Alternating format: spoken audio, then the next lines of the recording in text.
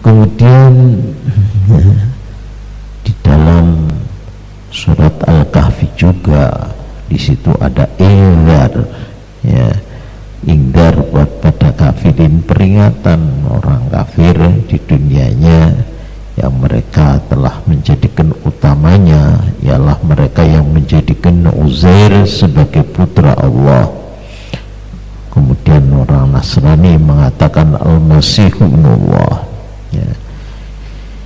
Kemudian juga sebagai, ya, tabsyir, ya, berita tabsyirul mukminin, orang-orang mukmin yang melakukan amal soleh ini sudah dapat berita gembira dari Allah Subhanahu wa Ta'ala. Untuk berikutnya, kemudian karena dunia beserta isinya ini hanya merupakan, ya, zina, hanya merupakan zaharif, ya, untuk itu manusia, ya, jangan terpedaya, tertipu oleh dunia, ya. Telah termasuk orang yang tidak terpedaya, tertipu oleh dunia ialah Ashabul Kahfi. Ini hubungannya ke sana. Oleh karenanya lalu mulai dari ayat 9, ya, sampai dengan ayat 26, ya, 9 sampai ayat 26 ini menceritakan tentang Ashabul Kahfi, ya. Ini berapa ayat itu? 9 sampai 26, ya, berarti ya 18 ayat, ya, 26, ya 17 ayat. Ini 17 ayat itu, ya, menceritakan tentang Ashabul Kahfi, penghuni gua.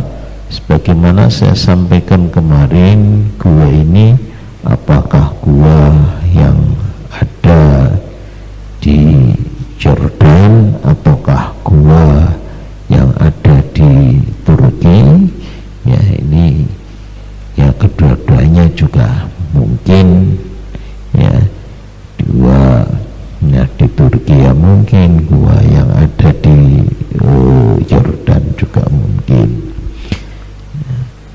Kemudian, ya, apa yang terjadi, ya, pada Ashabul Kahfi ini bukan hanya sebagai dongeng dan sebagai cerita, tapi kita mesti harus mengambil pelajaran dari Ashabul Kahfi itu, ya.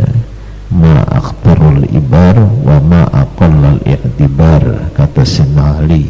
Cukup banyak pelajaran, tapi sedikit sekali kita mengambil pelajaran. Pelajaran cukup banyak, ya, ibrah cukup banyak, teladan cukup banyak, tapi untuk menteladani ini yang sangat jarang, ya. Nah, apa yang perlu kita teladani, ya, dari Ashabul Kahfi ini, ya, kegigihan mereka di dalam mempertahankan kebenaran, di dalam mempertahankan iman, ya. Lalu dicontohkan agar penghuni dunia, baik yang mereka Muslim, mereka yang Yahudi, yang Nasrani, semuanya mengerti tentang cerita Ashabul Kahfi ini, ya. Orang-orang Yahudi ngerti tentang Ashabul Kahfi ini. Mestinya setelah mereka mengerti lalu mengambil pelajaran, namun mereka tidak mau mengambil pelajaran. Itu yang tadi katakan, banyak pelajaran tapi sedikit sekali yang mengambil pelajaran, ya. Lah mereka konon, ya, mereka agama itu mengikuti agama Nabi Isa alaihissalam, ya. Telah penghuni negeri situ, ya, ya, dahulu ada seorang raja, ya, yang raja itu namanya, ya, biasanya dalam sejarah ditulis itu adalah Raja Dicyanus, ya. Raja Dicyanus ini penyembah berhala, ya. dan dia sering mempersembahkan untuk berhala-berhala itu, ya, menyembelih unta, nyembelih sapi, kemudian nyembelih kambing, diaturkan kepada berhala-berhala mereka. Dqianus sangat keras sekali terhadap para penantangnya. Dia sebagai raja yang diktator, ya, tangan besi. Siapa yang melawan kebijakan raja, hukumannya dibunuh. Nah, mereka hidup di satu kota, ya. Kotanya kalau istilahnya orang-orang Rum mengatakan itu kota Apsus, tapi orang Arab mengatakan kata Torsus, ya. Lah karena sang raja itu, ya, sangat keras, tangan besi, sehingga orang-orang yang mukmin di kala itu, ya, menyembunyikan imannya, ya, bersikap kayak sebagian itu bersikap munafik, ya, sekalipun mereka tidak setuju, mereka tidak ikut agamanya, ya, sang raja, tapi mereka, ya, tidak mau menampakkan gerakan-gerakan, terutama tindakan ibadah mereka dengan terang-terangan. Dan mereka, ya, sang raja maksudnya ini ada beberapa intel, ya, ada beberapa pengintai yang mengintai siapa yang tidak mengikuti ajakan raja, siapa yang tidak mengikuti agama raja. Ini panggil, kemudian biasanya dipaksa untuk menyembah sesuai dengan sesembahan mereka, kalau tidak dibunuh. Dari hasil penelitian, ya, para intel itu, ya, kemudian mendapatkan 7 pemuda itu, ya. Jadi akhirnya ada mengatakan wahum thamaniyatun, ada yang mengatakan itu sab'atun, ya. Akhirnya sang raja dilapori oleh intel, ini ada beberapa pemuda yang bangkang tidak mengikuti ajakan raja. Sang raja menugasi kepada intel, panggil mereka.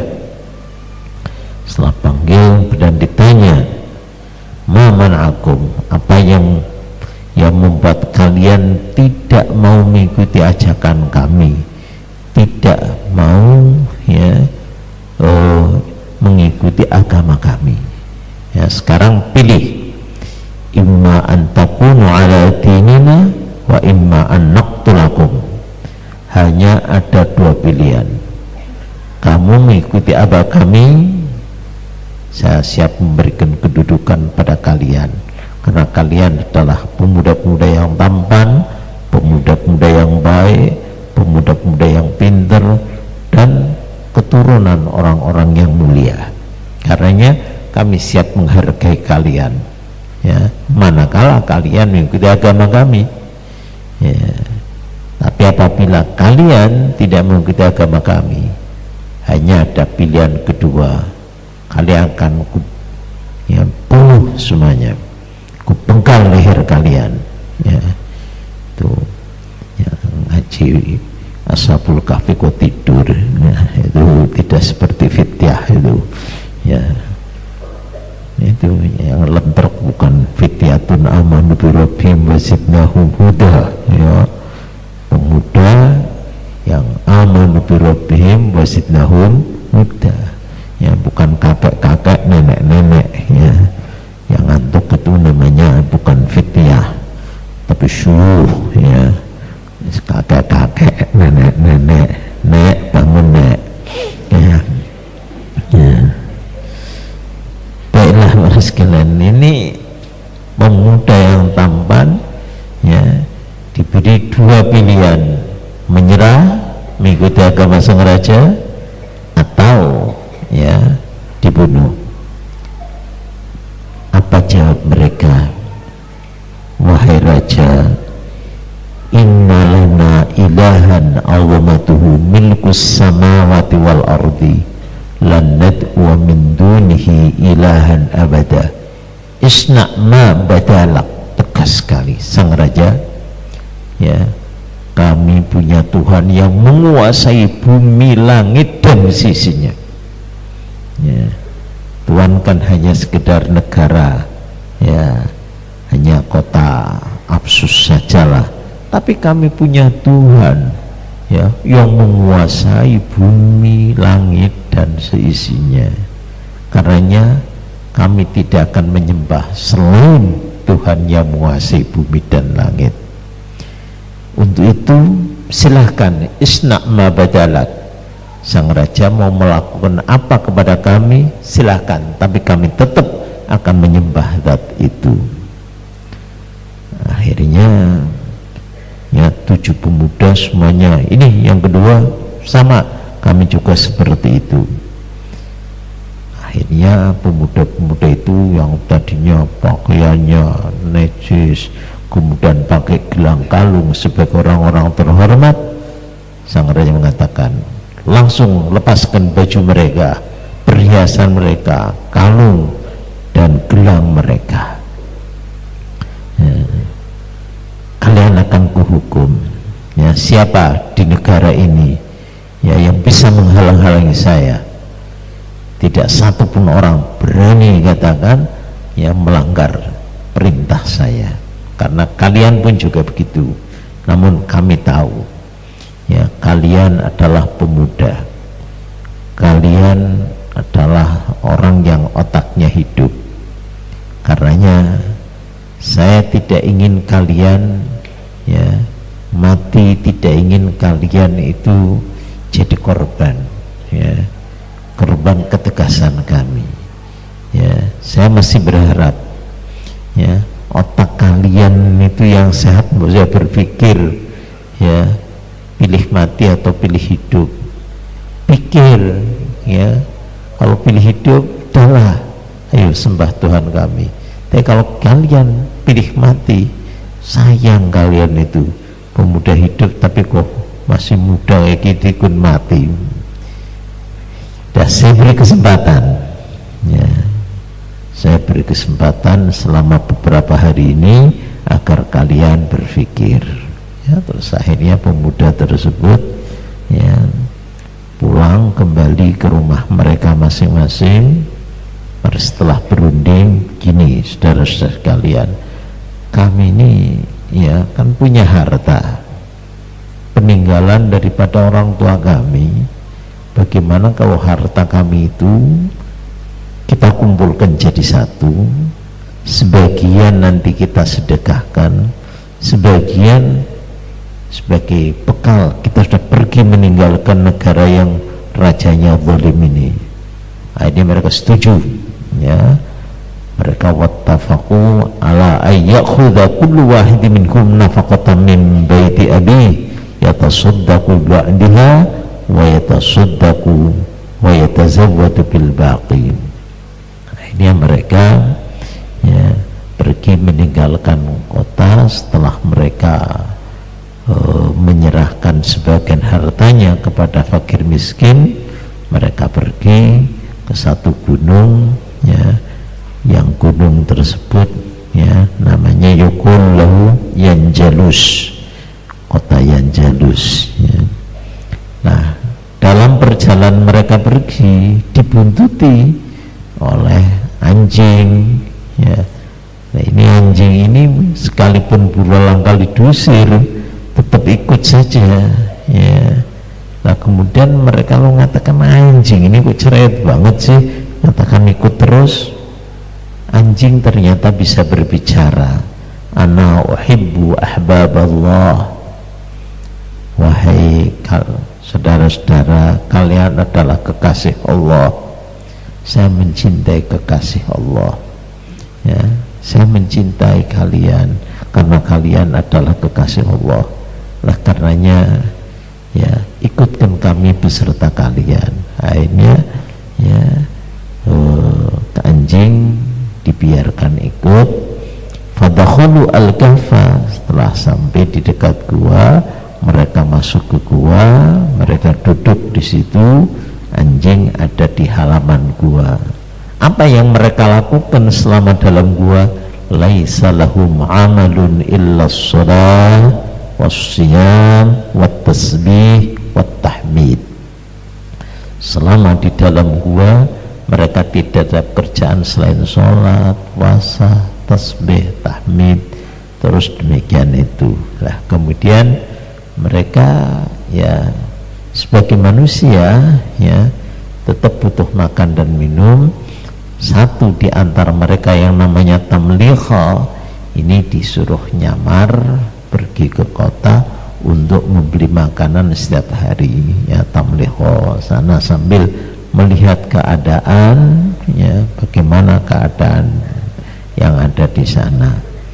Ya ikhwata kulu wa tawakkalu ala rabbikum fa'akalu wa jalasu yatahaddatuna yatasona fa bainahum kadzalika alqallahu alaihim naum fil kahfi. Setelah selesai makan-makan, satu dengan yang lain berbincang, saling wasiat-wasiatan. Dalam suasana seperti itu tiba-tiba mereka spontan ngantuk semuanya ya, berarti yang di belakang itu ya, ngantuk semuanya ya, akhirnya tertidur semuanya.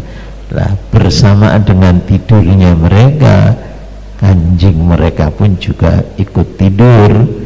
Walqahu ala kalbihim wa huwa basitun dira'aihi bil wasid ala babil kahfi ya. Kemudian ya anjing ya ikut tidur mengikuti jejak daripada ashabul kahfi tersebut. Ini ada beberapa riwayat, ada yang begitu mereka masuk langsung pintu tertutup sehingga tidak nampak dari luar ya, kemudian mereka di situ tidak tercium beritanya oleh sang raja. Namun ada riwayat yang lain, sang raja ternyata juga mengirimkan intel ya, setelah mengirimkan intel tahu di mana tempat persembunyian mereka, langsung pintu gua ditutup oleh sang raja. Sang raja berpikir sekarang mati burip pokoknya tutup saja. Ini menurut satu riwayat. Wa yakunu kafuhum alladhi ihtaruhu qabrun lahus, biar katakan mereka jadi ya dikubur di dalam gua mereka. Kata sang raja, ta'uhum yamutu ju'an wa atsya, katanya biarkan ada pemuda bandel ya, biar dia ya mati di situ karena kelaparan dan kehausan ya. Ini menurut riwayat. Lah dikala itu ada dua orang mukmin yang menyelinap di tengah-tengah kerajaan ya. Mereka tidak menampakkan imannya ya, namun mereka pada hakikatnya masih tetap iman. Dah dua orang ini ya secara diam-diam lalu mengambil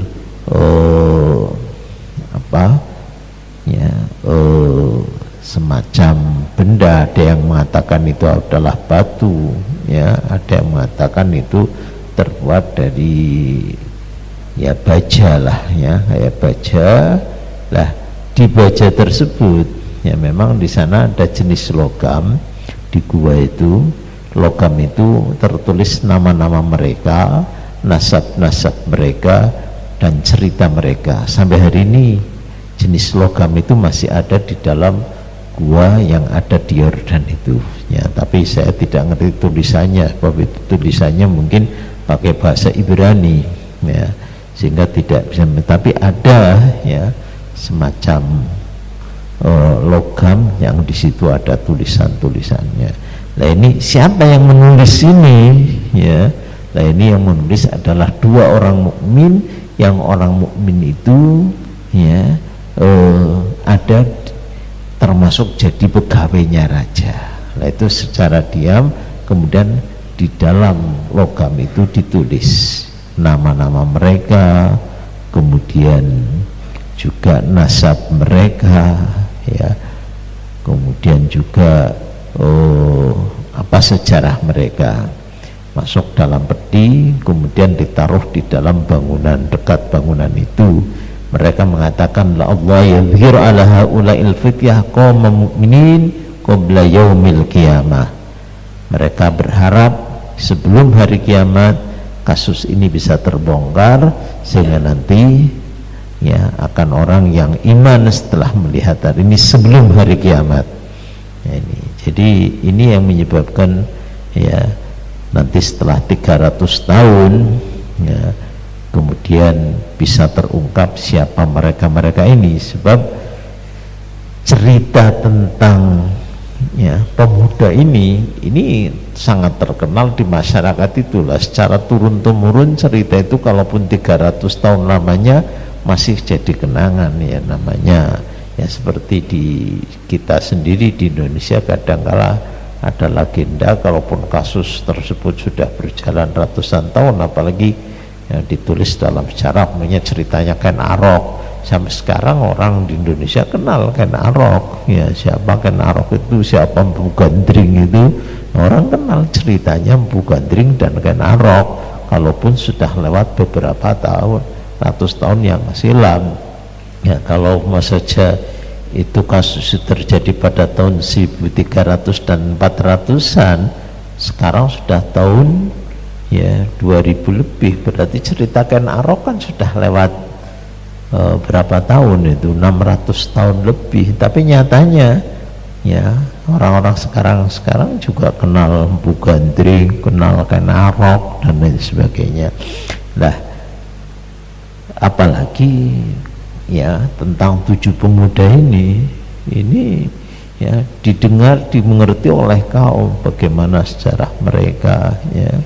Wa marra ba'dhum ba'da sinun wa qurun wa taghayyarul muluk. Dalam masa 300 tahun ini ya silih berganti siapa yang jadi penguasa di dalam negara tersebut, sampai nantinya setelah 300 tahun Allah Ta'ala bangunkan mereka. Insyaallah kita ceritakan pada pengajian mendatang.